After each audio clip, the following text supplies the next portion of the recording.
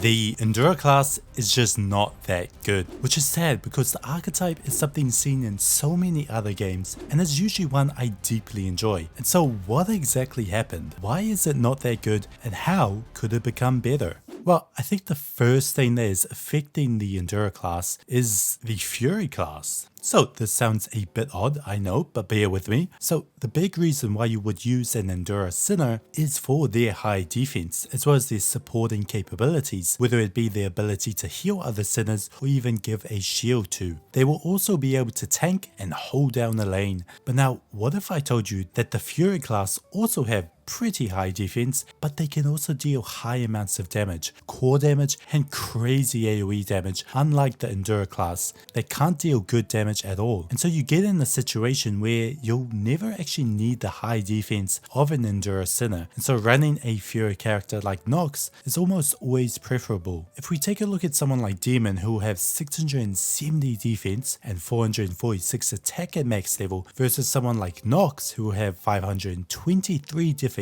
but have 622 attack at max level, the trade-off between defense and attack is almost always worth it. As again, with how fast-paced the game is, damage is always preferred. It's also important to note that if you don't have Demon, who's the only S-rank Endura in the game right now, then you'll have to use an A-rank or a B-rank Endura, of which someone like Kawakawa only has 551 defense at max level. Not that big of an increase in defense to warrant a huge drop in damage from someone like Nox, who you can get from the beginner mission. But now, another reason why the Endura Sinners just don't have a place in the game is healing. So even though some Fury characters may have a lower defense than some of the top Endura Sinners, as long as you bring someone like Hamel, someone like Ariel, they should really never die and will be able to hold a lane just as well as an Endura Sinner would be able to. And that's why personally, while in the early game I used Demolia a bunch, once I go in the late game I would often just use the trio of Nox, Zoya and Hamel. And with this trio I was able to pretty much clear everything in the game. Now I've been trashing on the Endura class quite a bit, but to be a little nicer to them, I have heard that people like to use someone like Demon in the last stage of the Stormy Memories mission, the Crime Brand one, due to the boss hitting really hard. So not completely bad, but still not amazing. But now the Endura class, it's not looking too hot, is it? How could it become better? Well, the first way is to nerf the Fury class. Now, this would be very bad, as usually in gacha games, it's very rare to nerf a character, unless that character is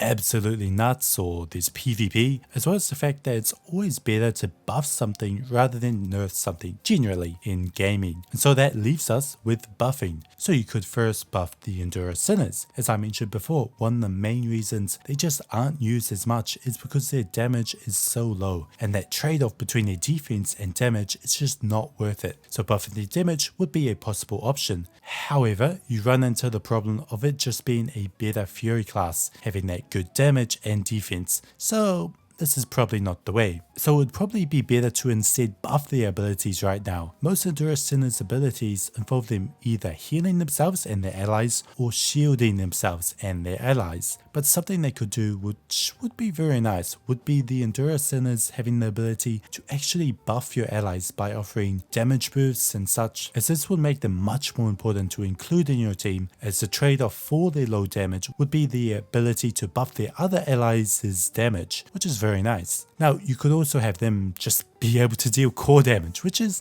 the usual thing when you want a character to be good. You just, hey, slap on some core damage and they're good to go. Now, the only last thing that could make them better is actually, funnily enough, buffing not them but their enemies and bosses, as if we had harder hitting enemies, then the need for an Endura Sinner would go up, as we would no longer be able to run the usual trio of Nox, Zoya and Hamel, and would need the high defense and supporting capabilities that the Endura class brings. But now, that's pretty much it as far as the Endura class goes. Hopefully it gets better, as I would love to use some of the Endura Sinners who I haven't touched since the start of the game. And so what do you think about the Endura class as a whole in PathtoNowhere? Let me know down in the comment section below. But now, as always, remember to